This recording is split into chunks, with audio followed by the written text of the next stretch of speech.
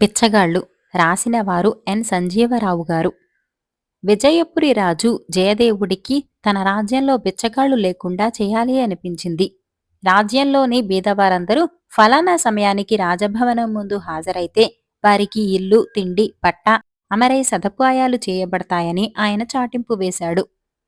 అనుకున్న వేళకు వేల కొద్దీ పేదవాళ్లు రాజభవనం ముందు హాజరయ్యారు.